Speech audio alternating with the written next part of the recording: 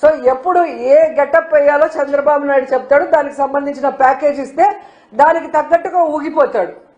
తిరుమల లడ్డూలో జంతు కొవ్వు కలిసిందని చంద్రబాబు నాయుడు ఒక అబద్ధం చెప్తే, విజయవాడలో షూటింగ్ లో ఉన్న పవన్ కళ్యాణ్కి తిరుపతికి వచ్చేదానికి టైం లేదు కాబట్టి ప్రాయశ్చిత్తం కోసం అంటూ ఏ విధంగా దుర్గమ్మ టెంపుల్ స్టెప్స్ ని పైనుంచి కిందకి గడుపుకుంటూ వచ్చినాడు.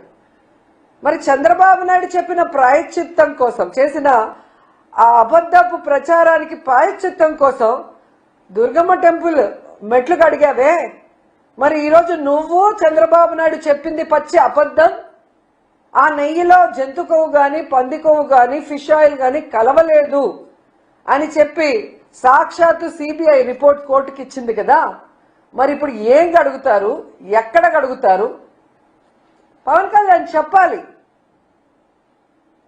ఈరోజు భక్తులందరి కాళ్ళు కడిగి మీ నెత్తిన చల్లుకోవాలి. జగన్మోహన్ రెడ్డి గారి కాళ్ళు కడిగి మీరు నెత్తిన చల్లుకోవాలి.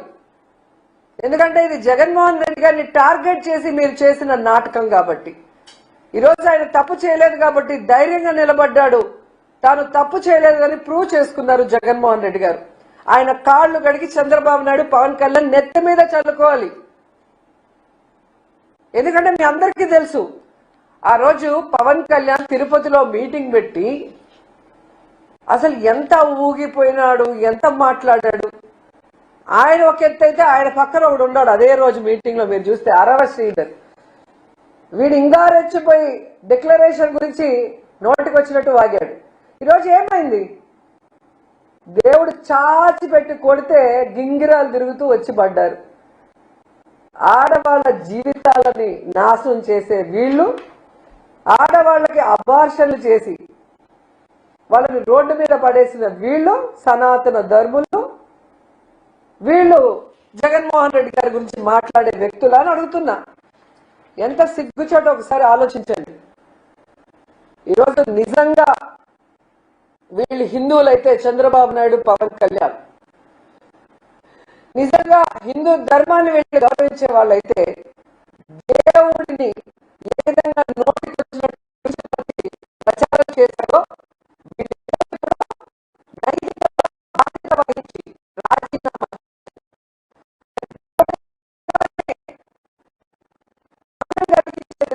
వీళ్ళే కాకుండా కేసు తీసుకొని వీళ్ళని శిక్షించాలి. లేకపోతే ప్రతి ఒక్కడు కూడా దేవుడి గురించి మాట్లాడే వాళ్ళు అవుతారు.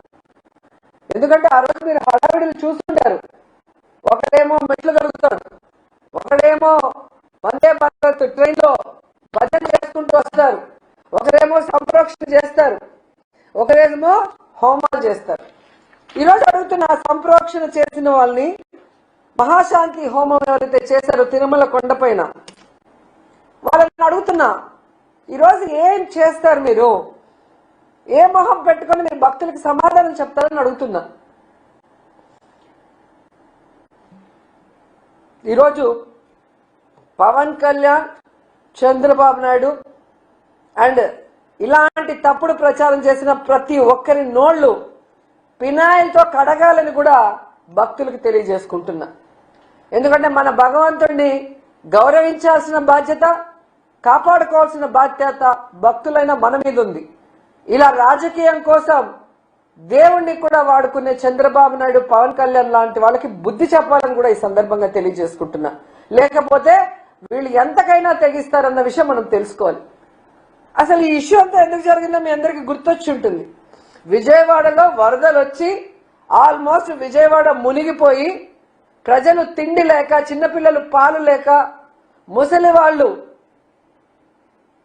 ఆ నీళ్ళల్లో మునిగిపోయి ఊపిరాడక అందరూ ఏడుస్తూ గగ్గోలు పెడుతుంటే దాన్ని డైవర్ట్ చేయడం కోసం చంద్రబాబు నాయుడు, పవన్ కళ్యాణ్ ఆడిన నాటకం ఈ లడ్డూలో కల్తీ జరిగింది, జంతు కొవ్వు పంది కొవ్వు కలిసిందన్న అబద్ధం అన్న విషయం మళ్ళీ ఒకసారి ఆంధ్రప్రదేశ్ ప్రజలు తెలుసుకోవాలి.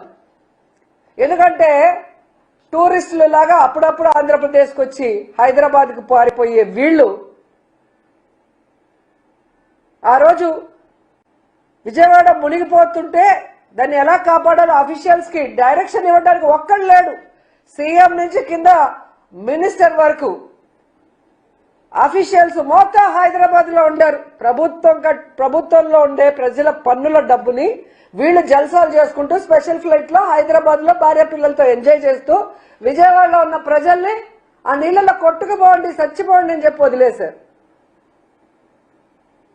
వీళ్ళ చేతగానితనానికి, ప్రజల మీద వీళ్ళకి చిత్తశుద్ధి లేకపోవటం వల్ల, వీళ్ళు సరైన సమయంలో స్పందించకపోవటం వల్ల విజయవాడ మునిగిపోయి ప్రజలు అల్లల్లాడిపోతే వాళ్ళని కాపాడాల్సిన బాధ్యత పక్కన పెట్టి ఈ డైవర్ట్ పాలిటిక్స్ తీసుకొచ్చి సాక్షాత్తు కలియుగ దైవమైన వెంకటేశ్వర స్వామి మీదే బురద చల్లే ప్రయత్నం చంద్రబాబు నాయుడు చేశాడు అంటే ఈయనని ఏమనాలో ఒకసారి ఆలోచించండి.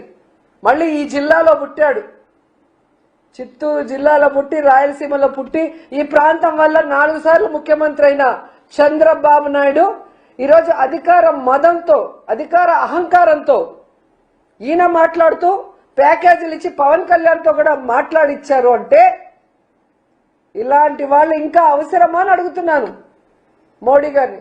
మోడీ గారు, హిందూ ధర్మాన్ని పరిరక్షించే మీరు ఇలాంటి దేవుణ్ణి కూడా కించపరిచే వ్యక్తుల్ని మీ కూటమిలో పెట్టుకుంటే మీ మీదే ప్రజలకు అనుమానం వచ్చే అవకాశం ఉంటుంది. ముందు కూటమిలో నుంచి వీళ్ళని మెడబట్టి బయటకు గంటండి, తర్వాత వీళ్ళ మీద కేసులు పెట్టి కోర్టులో వీళ్ళని దోషులుగా నిలబెట్టండి, వీళ్ళు చేసిన తప్పుకి పనిష్మెంట్ ఇవ్వండి అని కూడా మనస్ఫూర్తిగా కోరుకుంటున్నా. ఎందుకంటే తండ్రి లాంటి సాక్షాత్తు మామగారైన ఎన్టీఆర్ గారినే తన పదవి కోసం శ్రీలోలుడిగా చిత్రీకరించి ఆయన చావుకు కారణమైన చంద్రబాబు నాయుడికి రాజకీయం కోసం దేవుణ్ణైనా మోసం చేయగలడనేది మరోసారి ప్రూవ్ చేసుకున్నాడు. ఇంత దరిద్రమైన పొలిటీషియన్ ఈ దేశంలో ఎవరూ లేదు అని కేసీఆర్ గారు ఎప్పుడు చెప్తారే అదే నిజమని మరోసారి ప్రూవ్ చేసుకున్నారు. సో ఏదైతే ఈరోజు నేషనల్ డైరీ రీసెర్చ్ ఇన్స్టిట్యూట్ పరిశోధన చేసి ఇచ్చిందో దాంట్లో జంతు కొవ్వు కానీ, పంది కొవ్వు కానీ, ఫిష్ ఆయిల్ కానీ లేదని ఆ రిపోర్ట్ ని సిబిఐ కోర్టు ముందు ఉంచింది. ఇది మీరు కనుక చదివితే మీకే అర్థమవుతుంది చంద్రబాబు నాయుడు గారు ఎంత నీచుడు, దేవుడి లడ్డూని కూడా తన రాజకీయం కోసం ఎలా ఉపయోగించుకున్నాడని. అలాంటి వ్యక్తిని తరిమి కొట్టండి. అలాంటి వాళ్ళు రాజకీయంలో ఉంటే మన ధర్మాలు భ్రష్టు పట్టిపోతాయి, మన రాష్ట్రం భ్రష్టు పట్టిపోతుంది, మన ప్రజలకి సుఖశాంతులు లేకుండా పోతాయి. మనం చూసారు కదా, ఒక వెల్ఫేర్ లేదు, ఒక డెవలప్మెంట్ లేదు, ఎంతసేపు అబద్ధాలు. లేదా జగన్మోహన్ రెడ్డి గారి మీద